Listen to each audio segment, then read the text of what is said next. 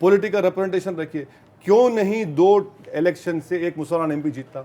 मैं तो नहीं खड़ा किया कैंडिडेट पार्लियामेंट इलेक्शन में, क्यों हार गए फिर?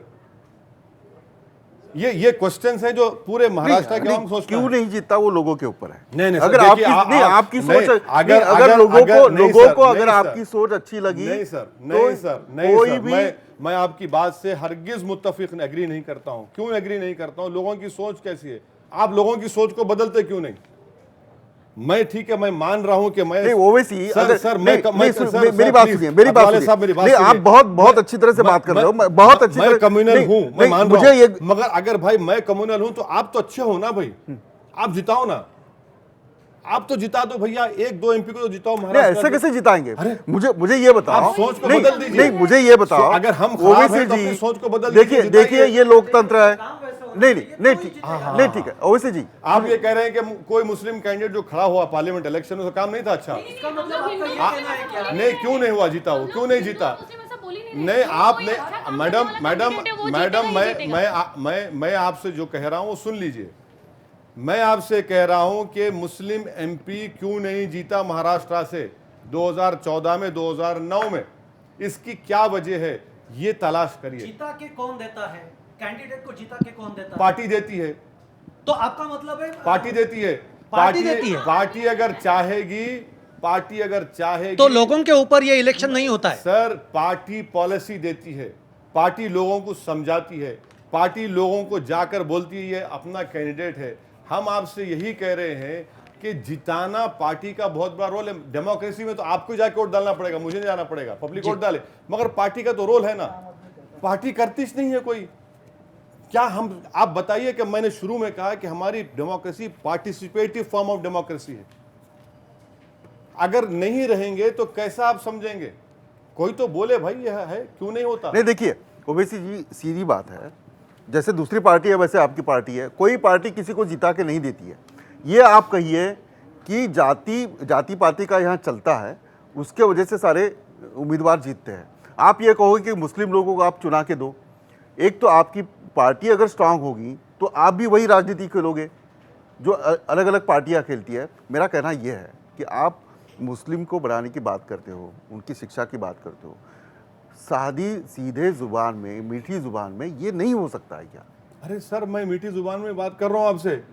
तो आप देखिए ना, कल बांद्रा में किस तरह आपके बंधु जो है,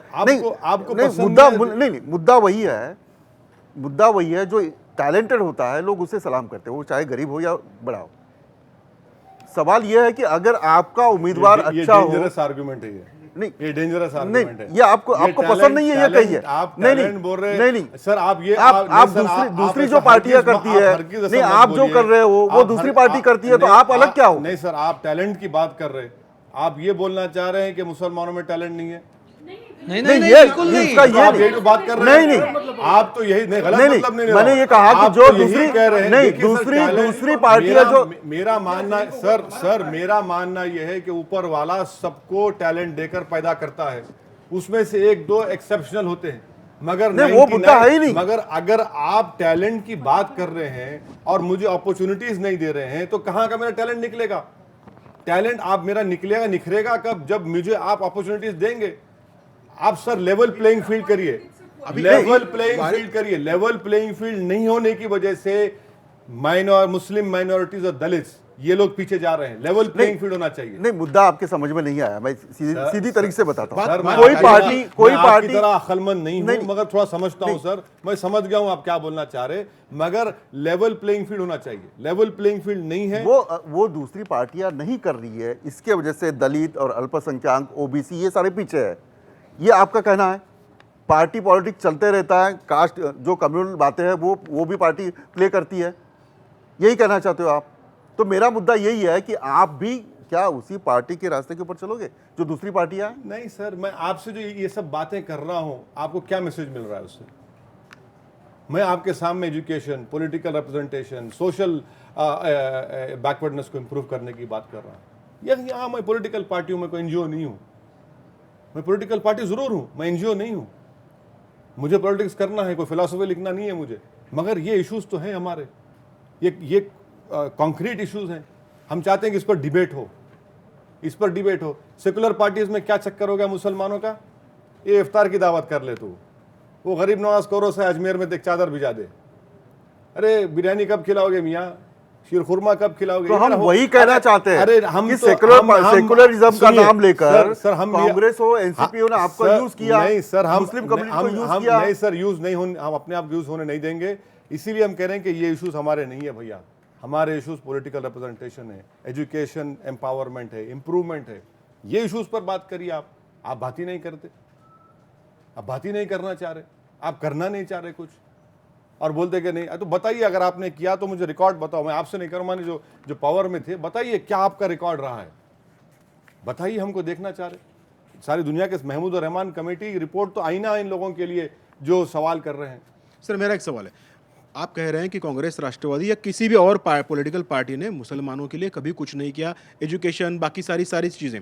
आप मुझे एमआईएम का कोई एक ऐसा रोड मैप बताइए कि जिसकी वजह से मुसलमान तबके को ये मिलेगा, ये मिलेगा, ये मिलेगा। भाई आप एजुकेशन में, आपको सोशल में, आपको नौकरी में, आपको बिजनेस के लिए एमआईएम की तरफ से ये कोई रोड मैप, कोई कॉन्क्रीट रोड मैप आप मुझे बताइए। सर अगर आप हैदराबाद को तशरीफ लाएंगे, सर मैं हैदराबाद रह चुका हूँ, सुनिए, मैं तो आज भी चुका हूँ। सुनिए, आप जानते हैं कि हम लोग एजुकेशन की फील्ड में काम कर रहे हैं।